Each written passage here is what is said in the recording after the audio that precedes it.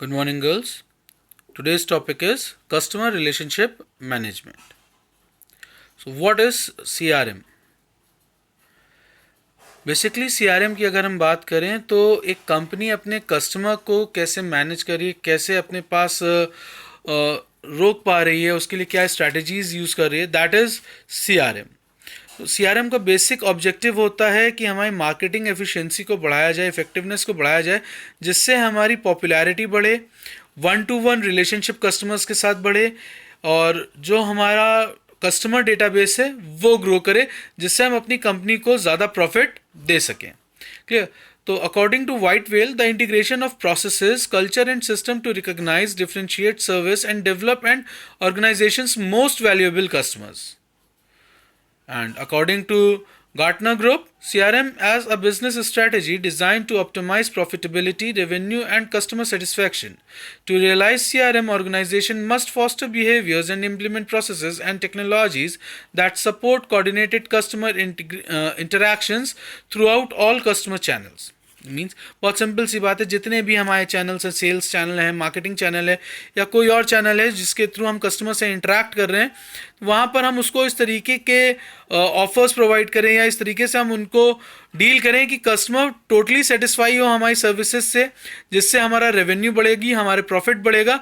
और इसको चेक करते हैं या इसमें पूरी तरीके से हमको हेल्प करता है सीआरएम। सीआरएम की ज़रूरत क्यों पड़ी हमें, वाई वी नीड सीआरएम? देखिए, सबसे पहली चीज़, अगर मैं किसी एक नए कस्टमर को अपना प्रोडक्ट सेल करना चाह रहा हूँ तो मुझे 6 टाइम्स ज़्यादा मेहनत करनी पड़ेगी और ज़्यादा कॉस्ट इन्वॉल्व हो जाएगी। 6 टाइम ज़्यादा कॉस्ट भी इन्वॉल्व होगी। क्यों? क्योंकि मुझे उसके लिए मार्केटिंग करनी है, मुझे उसको टारगेट करना है। अगर वो मेरा टारगेट कस्टमर है तो मुझे उसके लिए कुछ ना कुछ स्ट्रैटेजीज़ बनानी है, इम्प्लीमेंटेशंस करने हैं, मार्केटिंग की डिफरेंट स्ट्रैटेजीज़ यूज़ करनी पड़ेंगी, प्रमोशंस करने पड़ेंगे। तो कहीं ना कहीं वो खर्चा है। और अगर कोई पर्टिकुलर कस्टमर है जो परमानेंट मेरा सामान मेरे से परचेज कर रहा है तो क्या प्रॉफिट है कि वो मुझे उसको अलग से कुछ दिखाना नहीं है, कुछ बताना नहीं है, उसको मेरे प्रोडक्ट के बारे में मालूम है। क्लियर? तो सीआरएम यहाँ पर भी हमारी हेल्प करता है। अगर कोई एक पर्टिकुलर कस्टमर है जो हमसे डिससेटिस्फाइड है तो वो 8 से 10 लोगों को अपना एक्सपीरियंस शेयर करेगा, जो कहीं ना कहीं मेरी कंपनी का नाम खराब करेगा।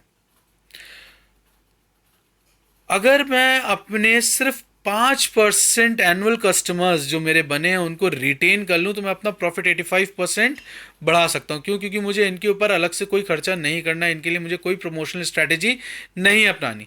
और अगर मैं अपने 70% जो कंप्लेनिंग कस्टमर्स हैं उनकी कंप्लेन को जितनी जल्दी रेक्टिफाई कर लूँ, उनको जितनी जल्दी कंसोलिडेट कर लूँ, उनको सर्विस दे पाऊँ, उनके ये एक जो स्टेट है कन्फ्यूजन की और जो एक कोहेजन की स्टेट है उसको अगर मैं सॉल्व कर ले जाऊं तो ये पर्टिकुलर कस्टमर्स भी मेरे पास रुकेंगे, मेरी ऑर्गेनाइजेशन या मेरे बिजनेस से फिर से बिजनेस मुझे प्रोवाइड करेंगे। क्लियर?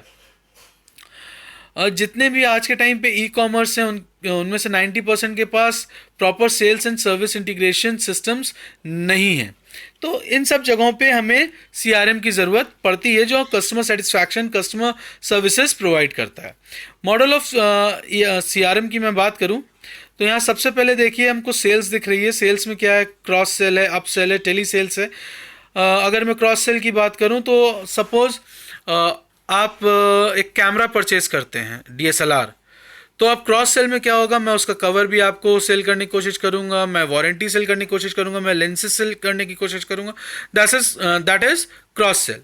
सपोज अप सेल की मैं बात करूं तो मैंने एक डीएसएलआर लिया बट वो बिगनर्स है। अब मैं आपको उसका हाई एंड वर्जन बेचने की कोशिश करूं, दैट इज अपसेल। टेलीसेल्स जो हम टेलीकॉलिंग के थ्रू सेल करने की कोशिश करें, दैट इज टेलीसेल्स। सीआरएम में इन सारी चीज़ों पे काम किया जाता है। हम देखते हैं हमारे कस्टमर की बाइंग पावर क्या है, वो क्या सबऑर्डिनेट चीज़ें परचेज करना पसंद करता है, ये सारी चीज़ें हम चेक करने के बाद ही कस्टमर को टारगेट करते हैं और ये सीआरएम के थ्रू मिलता है। फिर marketing and fulfilment.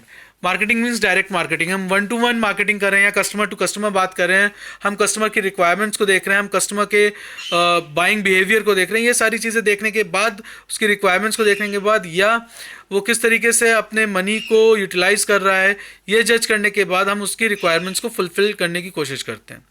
Customer service and support. After sale service बहुत ज़रूरी है, क्योंकि अगर हम आफ्टर सेल सर्विस नहीं दे पाए तो कस्टमर कहीं ना कहीं हमारे साथ कनेक्टेड नहीं रहेगा। रिटेंशन एंड लॉयल्टी, कस्टमर को रोकने के लिए हम रिटेंशन प्रोग्राम्स लाते हैं, उनको कुछ लॉयल्टी प्रोवाइड करते हैं, ठीक है। फिर store front end field service, हम किस तरीके से कस्टमर्स को अपना प्रोडक्ट शो कर रहे हैं, ई पोर्टफोलियो दे रहे हैं, या हम उसको किसी और तरीके से अपने प्रोडक्ट से इंट्रोड्यूस करा रहे हैं, that is store front end field service. Clear? This is model of CRM, जहाँ पर हम डिफरेंट वर्क कर रहे हैं, और ये सारा मेरा एक टारगेट है, प्रोस्पेक्ट है कस्टमर, उसके लिए हम कर रहे हैं, और इसके लिए हम फैक्स, ईमेल, वेबसाइट, टेलीफोन, हर तरीकों को यूज़ करते हैं। क्लियर? प्रोसेसेस, सबसे पहली प्रोसेसेस तो मार्केटिंग आती है। मार्केटिंग में हमारे डिसीजंस इन्वॉल्व होते हैं कि हम किस तरीके से अपने प्रोडक्ट के लिए मार्केट एनालिसिस करेंगे, या मार्केट में उसके लिए एक प्लान लेके आएंगे जिससे कस्टमर उस प्रोडक्ट को परचेज करे।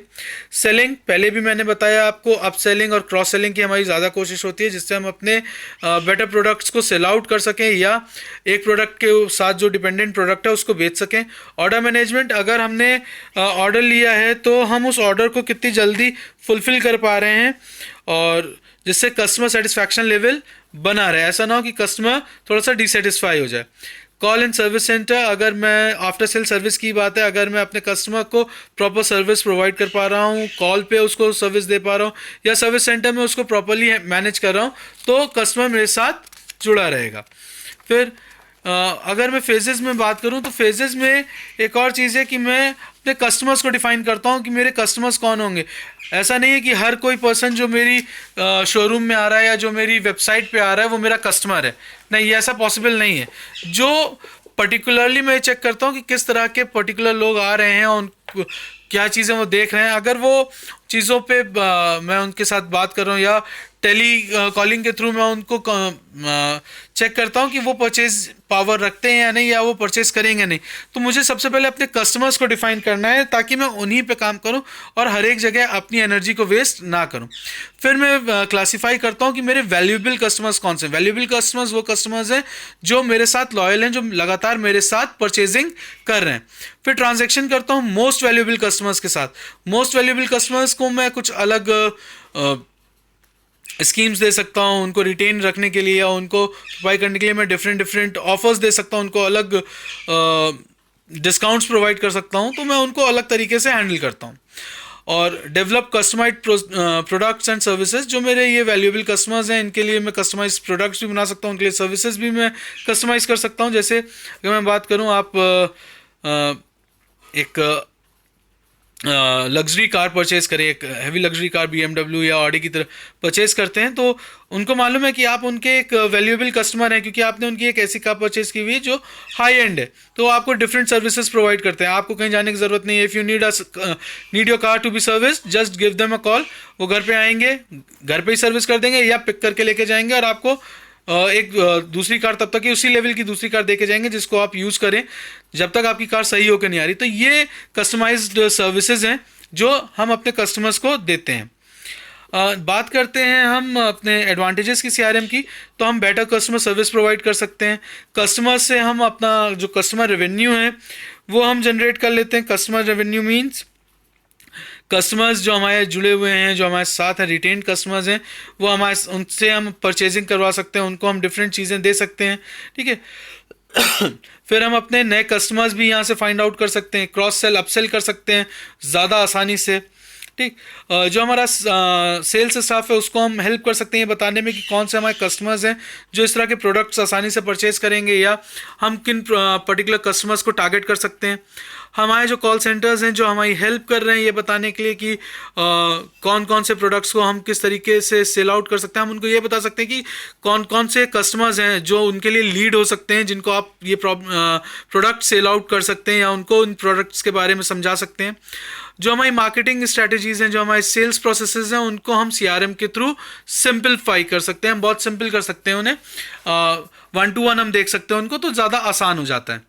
डिसएडवांटेज की बात करें तो अगर सीआरएम मेरा अपना नहीं है, मैंने किसी पर्टिकुलर कंपनी के को हायर किया हुआ है जो जिसकी सर्विसेज मैं ले रहा हूँ सीआरएम के लिए, तो अगर वो कंपनी में कुछ मिसहैपनिंग होती है तो मेरे सारे रिकॉर्ड लॉस हो जाएंगे। तो इसके लिए हम कहते हैं कि हम अपने जो रिकॉर्ड्स हैं उस कंपनी के पास, उसका एक लोकल बैकअप रखेंगे। ओवरहेड की बात करें तो ओवरहेड में प्रॉब्लम क्या आती है, अगर मैं कंपनी को हायर ना करके अपना सीआरएम बनाने की कोशिश करता हूं तो एक ओवरहेड है, क्योंकि कॉस्टली सॉफ्टवेयर है, बड़ा सॉफ्टवेयर है, तो एक स्मॉल कंपनी या एक मिडिल साइज कंपनी के लिए थोड़ा सा कॉस्टली हो सकता है। ट्रेनिंग अगर मैं बात करूं ट्रेनिंग की, तो yes again it is bit costly, क्योंकि स्मॉल कंपनीज के लिए इसको प्रॉपरली रोल आउट करना, प्रॉपरली उसके ट्रेनिंग शेड्यूल्स मैनेज करना पॉसिबल नहीं हो, क्योंकि वो कम एम्प्लॉयज से एक तो अपनी कंपनी रन करा रहा है, फिर अगर वो उनको ट्रेनिंग के लिए भेज देगा तो ऑर्गेनाइजेशन अपनी वर्क फ्लो को कंप्लीट नहीं कर पाएगी। Girls, this is all about CRM. If you have any query, please post it on the group. Okay, thank you girls.